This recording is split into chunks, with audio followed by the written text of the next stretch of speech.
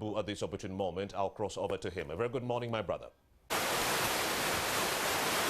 you, Busiku. Indeed, I'm coming to you from Naguru, the home of an elder, Captain Edward Francis Babu. He's a senior citizen, he's a senior commentator on political, economic, and social affairs. But we know that plans are being held. Yesterday we saw in Entebbe, meetings were held in Entebbe, but of course also in Kampala, of trying to see to respond to the call from the US that Uganda should be part of the countries that should host Afghan refugees, people who are fleeing the conflict and the crisis that is happening in Kabul. But here, if we are to go ahead and respond positively to this call, what will be the impact of hosting these Afghan refugees? I'm here. He's going to give me his views. Uganda is known for being a hospitable country. We are hosting so many refugees. And in fact, in Africa, we are #1 in the world. We are #3. Good morning, Captain. Good morning. Good morning, viewers. This is a move that is already in the pipeline. Meetings are being held, even last night, even today. Meetings are going to be held, trying to see that Uganda will host these refugees. What do you think about this? I think it's a good gesture. It's good to have humanitarian aspects of life. It's good to be charitable. And we've been doing this. We helped the people from Southern Sudan. We have helped people from Rwanda, helped people from Congo. Uganda has been charitable.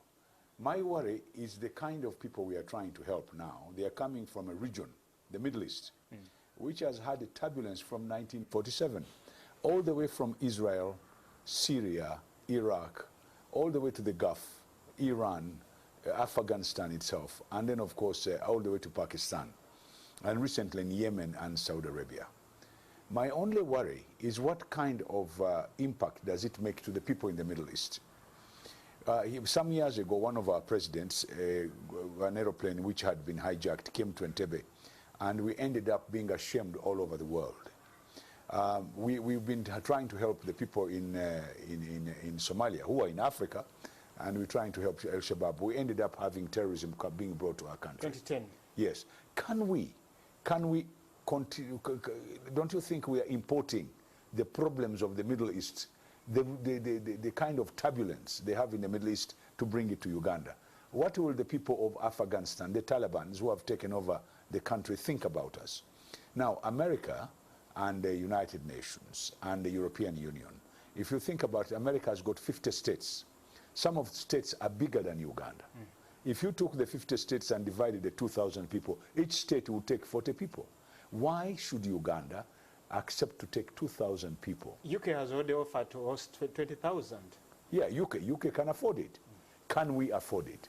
You see, these are the point.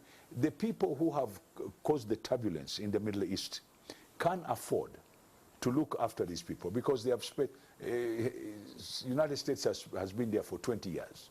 They have spent over $2 trillion. They can afford 2,000 people. Can we afford, as Uganda, to look after 2,000 people?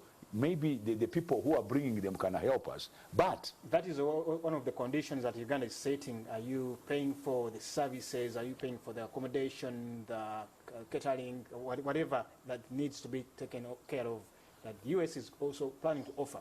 All that sounds very good.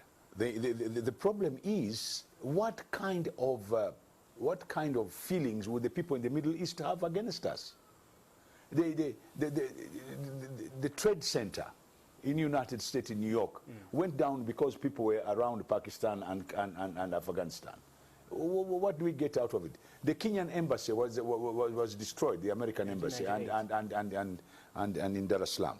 The next question is, what kind of thanks are we going to get for helping these people? My worry, my only reservation, and I can assure you, helping is good, and I think Uganda government is doing that. But what would happen after that? Captain, don't you think that Uganda will have the capacity to scrutinize these people as they touch down at Entebbe? Yes, we know we're dealing COVID-19. We have mechanisms at Entebbe Airport, but also the security can involve the security to scrutinize who is coming in. Don't you have that capacity? Mbide, I'm not worried about Uganda government has got enough strength, has got enough security. My only problem is we are dealing with countries that have had turbulence in that area, and they have gone into terrorism.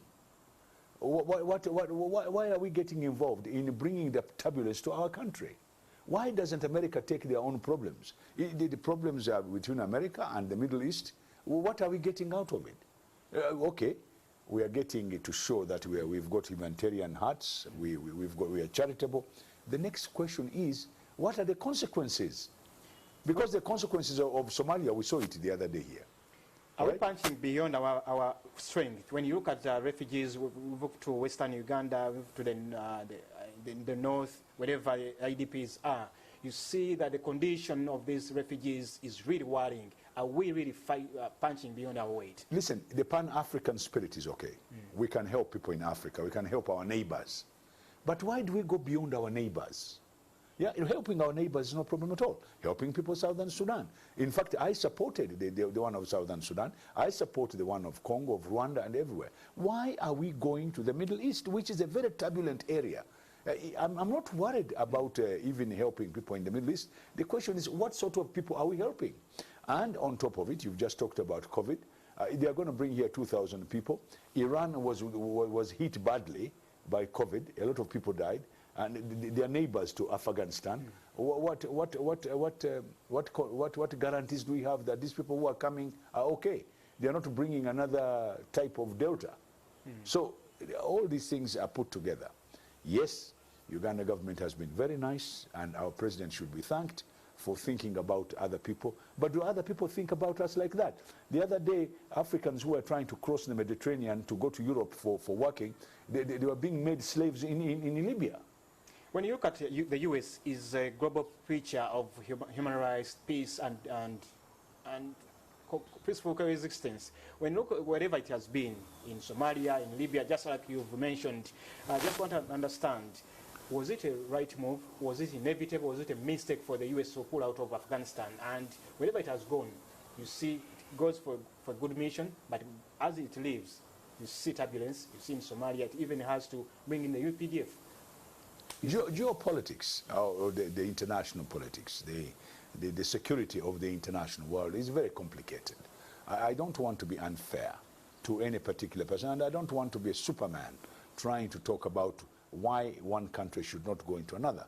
There is a global security problem. There is the global security in the Far East. There is some in the South America. They've got all sorts of problems, and the problems are bigger.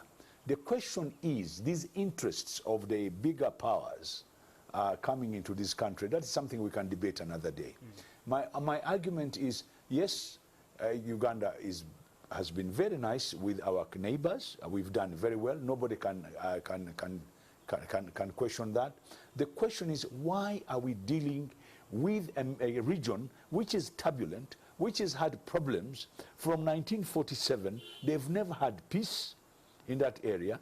One day it is Iraq, another day it is Kuwait, another day it is Iran, and Syria recently had problems, and the refugees from Syria were refused in Europe, they were refused in the United States, they were refused in Canada. Why are we the ones?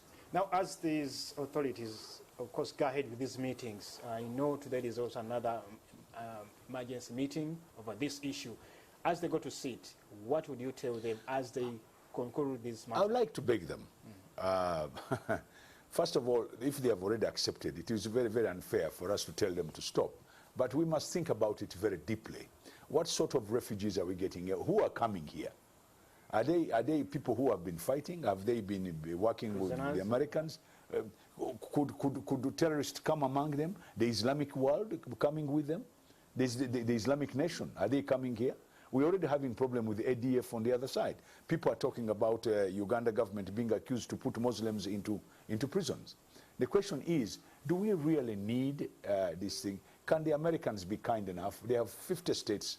Taking 2,000 people in 50 states, each state will take 40 people.